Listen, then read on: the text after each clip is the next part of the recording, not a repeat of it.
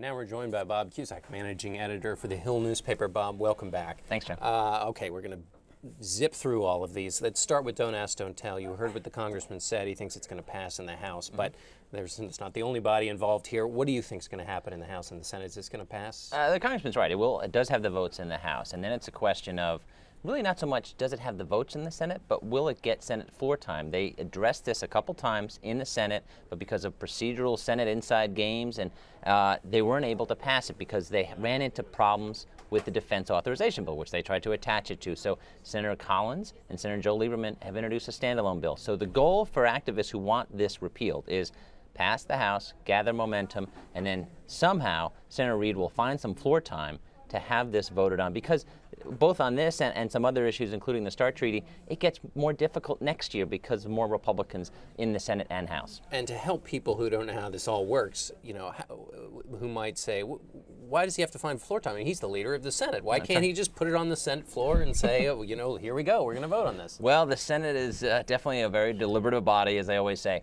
and so there has to be a certain amount of time when you bring a bill to the floor that senators are allowed to offer amendments. If they're not allowed to offer amendments, then they'll say, well, wait a minute, I'm not going to vote for this bill. So then Senator Reid doesn't have the votes. And that's what happened in part to Don't Ask, Don't Tell the first time. They didn't have enough floor amendments. So it's a lot of Senate inside speak, but Senator Reid is committed to repealing this. But the question is, with tax cuts and all these other issues, will there be enough time? We're 10 days away from Christmas. Right, tax cuts and the omnibus spending bill. Right. Reid's counterpart on the Republican side has said, let's deal with the spending bill and tax cuts and leave everything else till next year, of course, which, as you point out, he would like, because Senator McConnell, would have a bigger number of senators on his side. Now, let's go back to the tax cuts and the dance steps in the House. Mm-hmm. There is still some confusion about whether House leaders are going to allow tinkering with this deal, whether they will allow the Senate bill that's already been voted, or the clean agreement, as it were, coming over from the Senate. How do you see that working out? Well, the Republicans have said no tweaking allowed.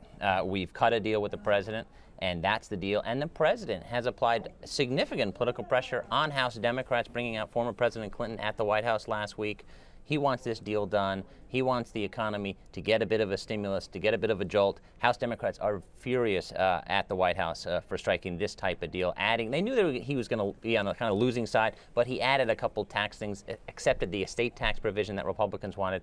That's what they're upset about. What they're going to have to do, and I think what the congressman alluded to in your interview, is that they're going to accept the Senate bill. Otherwise, everyone's taxes are going to go up on January 1st, and nobody wants that. And to just give you a sense of the kind of pain that we're seeing here, essentially Nancy Pelosi, as one of her last acts as leader, is going to be taking direction essentially from Mitch McConnell, the Senate Republican leader, who has said, don't touch this bill or the whole deal blows up. So you have the Senate telling the House what to do, the Republican leader in the Senate telling the House leader, Democratic leader, what to do. That's a pretty grim moment. It is. It's extremely frustrating for Speaker Nancy Pelosi and her colleagues in the House. But others say, well, they spend so much time on health care. If they wanted to have this tax fight and fight this battle, and the White House has kind of indicated this privately, well, you could have fought this fight months ago, not at the last second. There's no time left. We have to strike a deal. Otherwise, this ailing economy could be hurt more by increased taxes on January 1st unless Congress acts in the next 10 or so days. And quickly, on the number of votes for this, 31 Blue Dog Democrats have written a letter to Nancy Pelosi saying, we want you to bring up the Senate bill and we will vote for it. Right. That plus some number of Republicans. Do the Republicans have the total votes of the caucus for this deal? Or they will have a majority of it. So more Republicans, percentage-wise, will vote for this than Democrats. But there is some concern on the right as far as the unemployment benefits, something Republicans had to give the president, 13-month extension of unemployment benefits. Previously, Republicans said, we're for that, but they have to be paid for. In this deal, they are not paid for, and that's why we're looking at a big price tag. The Tea Party not real pleased about this bill because it would blow a massive hole in the deficit. So there will be some Republican no votes. We saw Senator Jim Demint vote against it on the Senate side, but for the most part, Republicans are going to back this deal as long as there's no tweaking. Right, no tweaking. And speaking of Senator Jim Demint, he is not only holding forth on tax cuts, but he will hold forth on the START treaty. He has said he's going to read the bill, read the entire agreement. Now, let's just talk first about kind of how that happens.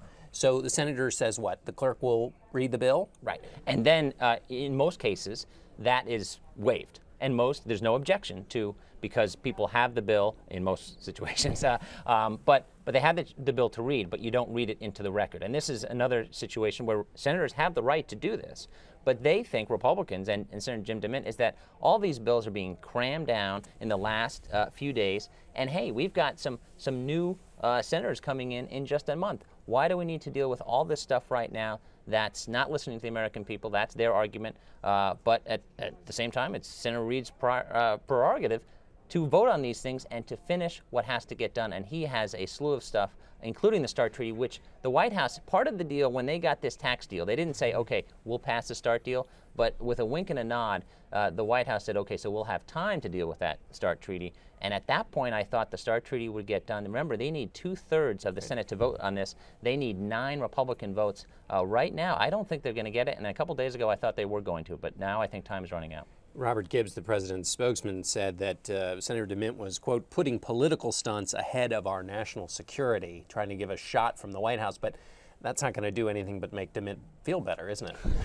Yeah, well, that'll help his fundraising, I guess. But there are some in the House, too, that didn't like the fact that the White House has been stressing the START treaty, because to them, that's not what constituents are raising to them. So why they made this a bargaining chip in the tax cut negotiations, they were very frustrated with. So I think some House Democrats are going to be like, great, it won't be voted on. That'd be great. Ratifications of treaties is a game the House doesn't play in. That's right. The House doesn't play in at all.